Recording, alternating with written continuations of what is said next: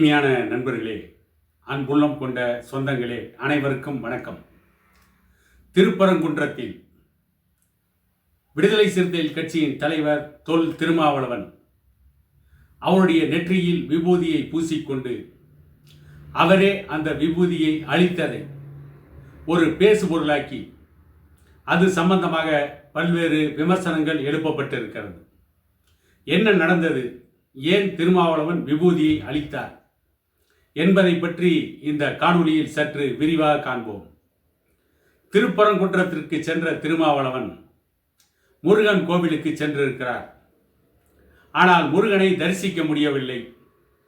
அங்கே கட்டிட திருப்பணிகள் நடந்து கொண்டிருப்பதால் முருகனை தரிசிக்காமல் வெளியே இருந்த முருகன் சம்பந்தமான அனைத்து விக்கிரகங்களையும் வழிபட்டுவிட்டு அங்கே கொடுக்கப்பட்ட திருநீரை நெற்றியிலே பூசிக்கொண்டு வெளியே வந்திருக்கிறார்.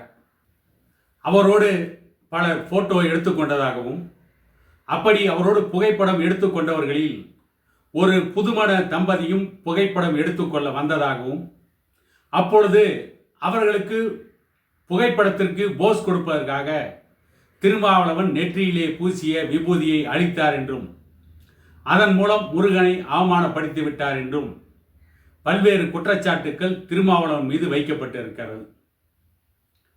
அந்த புதுமண தம்பதிகளுடன் புகைப்படம் எடுத்துக்கொள்ள வேண்டும் என்பதற்காக செல்ஃபி எடுப்பதற்காக கேமராவை வாங்கிய திருமாவளவன் அந்த புகைப்படம் எடுப்பதற்கு வசதியாக அந்த திருநீரின் மேல் வியர்வை வழிந்து விட்டது. ஆகவே பார்ப்பதற்கு அது ஒரு நல்ல தோற்றத்தை கொடுக்கவில்லை. ஆகவேதான் அந்த திருநீரை அளித்தேனே தவிர அதற்கு வேறு எந்த உள்நோக்கம் இல்லை என்று திருமாவளவன் கூறியிருக்கிறார். ஆனாலும் அதை பற்றி பேசியவர்கள் எல்லாம் திருமாவளவன் முருகனை அவமானப்படுத்தி விட்டார், திருமாவளவன் இந்து மதத்திற்கு எதிராக இருக்கிறார் என்றெல்லாம் பேசிக்கொண்டிருக்கிறார்கள். நாம் என்ன கேட்கிறோம்?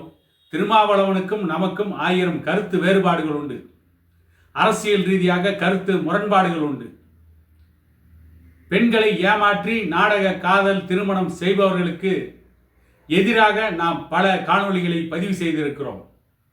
தர்மபுரியில் நடந்த இளவரசன் திவ்யா நாடக காதல் விவகாரத்தில் இன்று வரை பாட்டாளி மக்கள் கட்சியின் மீது அவ்வப்பொழுது குற்றம் சாட்டி பேசிக் கொண்டிருக்கிறார் திருமாவளவன். அந்த நாடக காதல் விவகாரத்தை பற்றி திருமாவளவன் பாட்டாளி மக்கள் கட்சிக்கு எதிராக விமர்சனங்கள் வைத்த பொழுதெல்லாம் திருமாவளவனுக்கு எதிராக நாம் ஆணித்தரமான கருத்துக்களை பதிவு செய்திருக்கிறோம். இளவரசன் ரயில் தண்டவாளத்தில் இறந்து கிடந்தது தற்கொலை என்று போஸ்ட்மார்டம் ரிப்போர்ட் நீதிமன்றம் எல்லாம் சொல்லிவிட்டதற்கு பிறகும் அதை கொலை என்று இன்று வரை அவர்கள் திட்டமிட்டு ஒரு பொய்யான பிரச்சாரத்தை செய்து கொண்டிருக்கிறார்கள். அவற்றையும் நாம் கடுமையாக கண்டித்து பேசிக் கொண்டிருக்கிறோம். ஆனால் இந்த விவகாரத்தை பொறுத்தவரை திருமாவளவன் மட்டுமல்ல, வேறு எந்த ஒரு அரசியல் கட்சி தலைவராக இருந்தாலும் சரி, கடவுளை வணங்குவதும் வணங்காமல் இருப்பதும் அது அவரவர்களுடைய சொந்த விருப்பம். கடவுளை வணங்குவதும் திருநீரை பூசிக்கொள்வதும் பூசிக்கொண்ட அந்த திருநீரை வேண்டாம் என்று அழித்து விடுவதும் அது அவர்களுடைய விருப்பம், அது அவர்களுடைய கோட்பாடு, அது அவர்களுடைய கொள்கை. ஒருவர் கடவுளை வணங்குவதால் எனக்கோ அல்லது மற்றவருக்கோ எந்த லாபமும் இல்லை.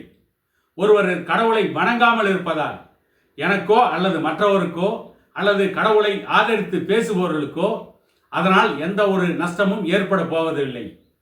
அதை போல திருமாவளவன் திருநீரை பூசுவதால் யாருக்கும் எந்த லாபமும் இல்லை. திருமாவளவன் அந்த திருநீரை அழித்துக் கொள்வதால் யாருக்கும் எந்த நட்டமும் இல்லை. திருமாவளவனுடைய கொள்கை கோட்பாடுகள் மீது விமர்சனத்தை வைக்க வேண்டுமே தவிர ஒரு சிறு பிரச்சனையை ஊதி அதன் மூலம் ஒரு மலிவான அரசியலை தமிழ்நாட்டில் நடத்துவது தமிழக அரசியலுக்கு சாபக்கேடாக முடியும். தமிழக அரசியலில் மக்கள் பிரச்சனையை பேசுவதற்கு பதிலாக தேவையில்லாத இந்த ஒரு சிறு விவகாரத்தை ஊதி பெரிதாக்கி அதன் மூலம் மக்களுக்காக போராட வேண்டிய பிரச்சனைகளை மறந்துவிட்டு மக்களை நடுவீதியிலே நிறுத்திவிட்டு இந்த திருநீரை மட்டுமே வைத்து அரசியல் நடத்துவது என்பது இது அரசியல் பச்சுவந்தித்தனமாகத்தான் இருக்க முடியும். இன்னும் சொல்லப்போனால் இது அரசியல் வேசித்தனமாகத்தான் இருக்கும். ஏனென்று கேட்டால் ஒருவர் கடவுளை வணங்குவதும் வணங்காமல் இருப்பதும் அவர்களுடைய நிலைப்பாடு, அது அவர்களுடைய விருப்பம். ஒருவர் கடவுளை வணங்குவதால் யாருக்கும் எந்த லாபமும் ஏற்பட்டுவிட போவதில்லை. ஒருவர் கடவுளை வணங்காமல் இருப்பதால் அதனால் யாருக்கும் எந்த நட்டமும் ஏற்பட போவதில்லை. ஒருவன் சாராயம் விற்பனை செய்பவனாக இருந்தால் அது சமுதாய சீர்கேடு. ஒருவன் ரோட்டிலே போகின்ற பெண்களை எல்லாம் கிண்டல் செய்பவனாக இருந்தால், ஈவ் டீசிங் செய்பவனாக இருந்தால் அவன் சமூகத்தின் முன்னால் குற்றவாளி. அவர்களுக்கு எதிராக நாம் பேசலாம், அவர்களுக்கு எதிராக களமாடலாம். ஒருவருடைய கடவுள் நம்பிக்கையை பற்றியோ கடவுள் இல்லை என்பதை பற்றியோ பேசி தமிழக மக்களை திசை திருப்புவது எதிர்காலத்தில் தமிழகத்திற்கு பேராபத்தாக முடியும் என கூறிக்கொண்டு இன்னொரு காணொளியில் உங்களை சந்திக்கும் வரை உங்களிடமிருந்து விடைபெறுவது உங்கள் எடப்பாடி துரைசாமி.